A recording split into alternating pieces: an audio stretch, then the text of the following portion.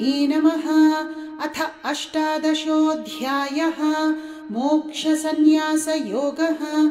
अर्जुन उवाच सन्न्यासस्य महाबाहो तत्त्वमिच्छामि वेदितुं। त्यागस्य च हृषीकेश पृथक् केशिनिषूदन। श्रीभगवानुवाच काम्यानां कर्मणां न्यासं सन्न्यासं कवयो विदुः। सर्वकर्मफलत्यागं प्राहुस्त्यागं विचक्षणाः। त्याज्यं दोषवदित्येके कर्म प्राहुर्मनीषिणः। यज्ञदानतपः कर्म न त्याज्यमिति चापरे। निश्चयं शृणु मे तत्र त्यागे भरतसत्तम। त्यागो हि पुरुषव्याघ्र त्रिविधः सम्प्रकीर्तितः। यज्ञदानतपः कर्म न त्याज्यं कार्यमेव तत्। यज्ञो दानं तपश्चैव पावनानि मनीषिणाम्। एतान्यपि तु कर्माणि सङ्गं त्यक्त्वा फलानि च कर्तव्यानीति मे पार्थ निश्चितं मतमुत्तमम्। नियतस्य तु सन्न्यासः कर्मणो नोपपद्यते। मोहात् तस्य परित्यागः तामसः परिकीर्तितः। दुःखमित्येव यत्कर्म कायक्लेशभयात् त्यजेत्। स कृत्वा राजसं त्यागं नैव त्यागफलं लभेत्। कार्यमित्येव यत्कर्म नियतं क्रियतेऽर्जुन। सङ्गं त्यक्त्वा फलं चैव सत्यागः सात्विको मतः। न द्वेष्ट्य कुशलं कर्म कुशलेनानुषज्यते। त्यागी सत्त्वसमाविष्टः मेधावी छिन्न संशयः। न हि देहभृता शक्यं त्यक्तुं कर्माण्यशेषतः। यस्तु कर्मफलत्यागी सत्यागीत्यभिधीयते। अनिष्टमिष्टं मिश्रं च त्रिविधं कर्मणः फलं। भवत्यत्यागिनां प्रेत्य न तु सन्न्यासिनां क्वचित्। पञ्चैतानि महाबाहो कारणानि निबोध मे। साङ्ख्ये कृतान्ते प्रोक्तानि सिद्धये सर्वकर्मणाम्। अधिष्ठानं तथा कर्ता करणं च पृथग्विधं। विविधाश्च पृथक् चेष्टाः दैवं चैवात्र पञ्चमं। शरीरवाङ्मनोभिर्यत् कर्म प्रारभते नरः। न्याय्यं वा विपरीतं वा पञ्चैते तस्य हेतवः। तत्रैवं सति कर्तारम् आत्मानं केवलं तु यः पश्यत्यकृतबुद्धित्वात् न स पश्यति दुर्मतिः। यस्य नाहङ्कृतो भावः बुद्धिर्यस्य न लिप्यते। हत्वापि स इमान् लोकान् न हन्ति न निबध्यते। ज्ञानं ज्ञेयं परिज्ञाता त्रिविधा कर्म चोदना। करणं कर्म कर्तेति त्रिविधः कर्म संग्रहः।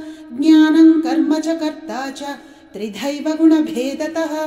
प्रोच्यते गुणसङ्ख्याने यथावत् शृणुतान्यपि। सर्वभूतेषु येनैकं भावमव्ययमीक्षते।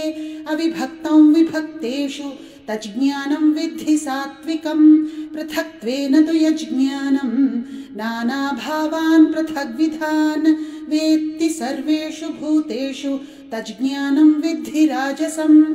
यत्तु कृत्स्नवदेकस्मिन् कार्ये सक्तमहैतुकम्। अतत्त्वार्थवदल्पञ्च तत्तामसमुदाहृतं। नियतं सङ्गरहितं अरागद्वेषतः कृतम्। अफलप्रेप्सुना कर्म यत्तत्सात्विकमुच्यते। यत्तु कामेप्सुना कर्म साहङ्कारेण वा पुनः क्रियते बहुलायासं तद्राजसमुदाहृतम्। अनुबन्धं क्षयं हिंसाम् अनपेक्ष्य च पौरुषं। मोहादारभ्यते कर्म यत्तत्तामसमुच्यते। मुक्तसङ्गो न संवादी धृत्युत्साहसमन्वितः। सिद्ध्यसिद्ध्योर्निर्विकारः कर्ता सात्विक उच्यते। रागी कर्मफलप्रेप्सुः लुब्धो हिंसात्मको शुचिः। हर्षशोकान्वितः कर्ता राजसः परिकीर्तितः। अयुक्तः प्राकृतस्तब्धः शठो नैष्कृतिकोलसः। विषादी दीर्घसूत्री च कर्ता तामस उच्यते। बुद्धेर्भेदं धृतेश्चैव गुणतस्त्रिविधं शृणु प्रोच्यमानमशेषेण पृथक्त्वेन धनञ्जय प्रवृत्तिञ्च निवृत्तिञ्च कार्याकार्ये भयाभये बन्धं मोक्षञ्च या वेत्ति बुद्धिः सा पार्थ सात्विकी यया धर्ममधर्मञ्च कार्यञ्च कार्यमेव च अयथावत् प्रजानाति बुद्धिः सा पार्थ राजसी अधर्मं धर्ममिति या मन्यते तमसावृता सर्वार्थान् विपरीतांश्च बुद्धिः सा पार्थ तामसी धृत्या यया धारयते मनः प्राणेन्द्रियक्रियाः योगेनाव्यभिचारिण्या धृतिः सा पार्थ सात्विकी यया तु धर्मकामार्थान् धृत्या धारयतेऽर्जुन प्रसङ्गेन फलाकाङ्क्षी धृतिः सा पार्थ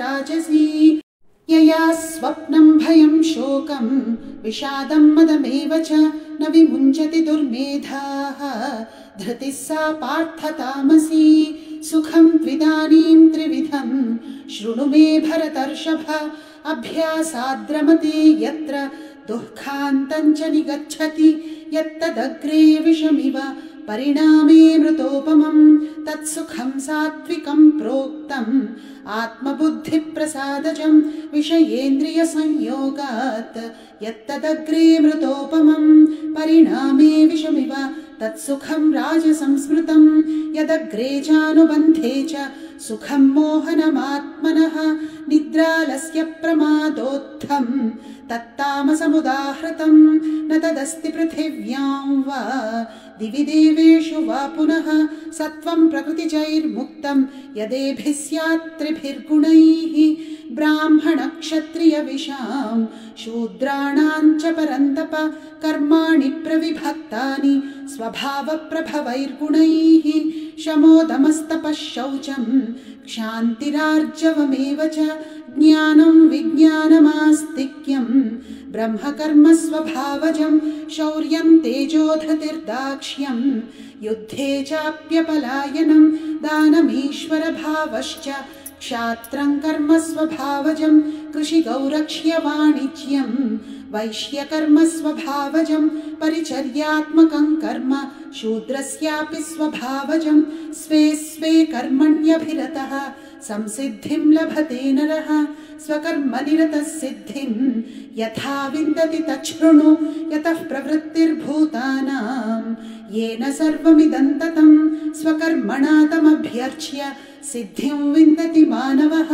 श्रेयान् स्वधर्मो विगुणः परधर्मात् स्वनुष्ठितात् स्वभावनियतं कर्म कुर्वन्नाप्नोति किल्बिषं सहजं कर्म कौन्तेय सदोषमपि न त्यजेत् सर्वारम्भा हि दोषेण धूमेनाग्निरिवावृताः असक्तबुद्धिः सर्वत्र जितात्मा विगतस्पृहः नैष्कर्म्यसिद्धिं परमां सन्न्यासेनाधिगच्छति सिद्धिं प्राप्तो यथा ब्रह्म तथाप्नोति निबोध मे समासेनैव कौन्तेय निष्ठा ज्ञानस्य या परा बुद्ध्या विशुद्धया युक्तः धृत्यात्मानं नियम्य च शब्दादीन् विषयांस् त्यक्त्वा रागद्वेषव्युदस्य च विविक्तसेवी लघ्वाशी यतवाक्कायमानसः ध्यानयोगपरो नित्यं वैराग्यं समुपाश्रितः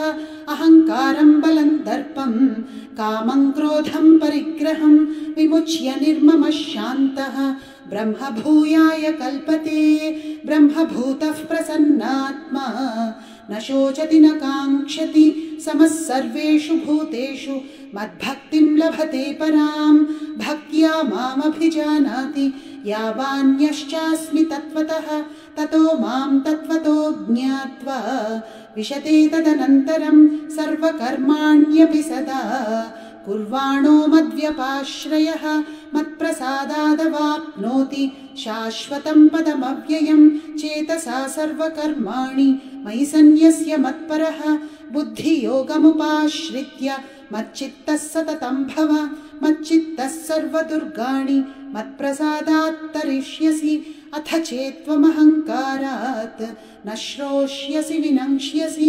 यदहङ्कारमाश्रित्य न योत्स्य इति मन्यसे मिथ्यैष व्यवसायस्ते प्रकृतिस्त्वां नियोक्ष्यति स्वभावजेन कौन्तेय निबद्धस्वेन कर्मणा कर्तुं नेच्छसि यन्मोहात् करिष्यस्य वशोऽपि तत् ईश्वरः सर्वभूतानां हृद्देशेऽर्जुन तिष्ठति भ्रामयन् सर्वभूतानि यन्त्रारूढानि मायया तमेव शरणं गच्छ सर्वभावेन भारत तत्प्रसादात् परां शान्तिं स्थानं प्राप्स्यसि शाश्वतम् इति ते ज्ञानमाख्यातं गुह्यात् गुह्यतरं मया विमृश्यैतदशेषेण यथेच्छसि तथा कुरु सर्वगुह्यतमं भूयः शृणु मे परमं वचः इष्टोऽसि मे दृढमिति ततो वक्ष्यामि ते हितं मन्मना भव मद्भक्तः मद्याजी मां नमस्कुरु मामे वैष्यसि सत्यन्ते प्रतिजाने प्रियोऽसि मे सर्वधर्मान् परित्यज्य मामेकं शरणं व्रज अहं त्वा सर्वपापेभ्यः मोक्षयिष्यामि मा शुचः इदं ते न तपस्काय न भक्ताय कदाचन न च शुश्रूषवे वाच्यं न च मां योऽभ्यसूयति य इमं परमं गुह्यं मद्भक्तेष्वभिधास्यति भक्तिं मयि परां कृत्वा मामे वैष्यत्य संशयः न च तस्मान् मनुष्येषु कश्चिन्मे प्रियकृत्तमः भविता न च मे तस्मात् अन्यः प्रियतरो भुवि अध्येष्यते च य इमं धर्म्यं संवादमावयोः ज्ञानयज्ञेन तेनाहम् इष्टस्यामिति मे मतिः श्रद्धावाननसूयश्च शृणुयादपि यो नरः सोऽपि मुक्तः शुभाल्लोकान् प्राप्नुयात् पुण्यकर्मणां कच्चिदेतच्छ्रुतं पार्थ त्वयैकाग्रेण चेतसा कच्चिदज्ञानसम्मोहः प्रणष्टस्ते धनञ्जय अर्जुन उवाच नष्टो मोहस्मृतिर्लब्धा त्वत्प्रसादान्मयाच्युत स्थितोऽस्मि गतसन्देहः करिष्ये वचनं तव सञ्जय उवाच इत्यहं वासुदेवस्य पार्थस्य च महात्मनः संवादमिममश्रौषम् अद्भुतं रोमहर्षणं व्यासप्रसादाच्छ्रुतवान् एतद्गुह्यमहं परं योगं योगेश्वरात् कृष्णात् साक्षात् कथयत स्वयं राजन् संस्मृत्य संवादमिममद्भुतं केशवार्जुनयोः पुण्यं हृष्यामि च मुहुर्मुहुः तच्च संस्मृत्य रूपमत्यद्भुतं हरेः विस्मयो मे महान् राजन् हृष्यामि च पुनः पुनः यत्र योगेश्वरः कृष्णः यत्र पार्थो धनुर्धरः तत्र श्रीर्विजयो भूतिः ध्रुवा नीतिर्मतिर्मम ॐ तत्सदिति श्रीमन्महाभारते शतसाहस्रिकायां संहितायां वैयासिक्यां श्रीमद्भीष्मपर्वणि श्रीमद्भगवद्गीतासु उपनिषत्सु ब्रह्मविद्यायां योगशास्त्रे श्रीकृष्णार्जुनसंवादे मोक्षसंन्यासयोगो नाम 18 अध्यायः।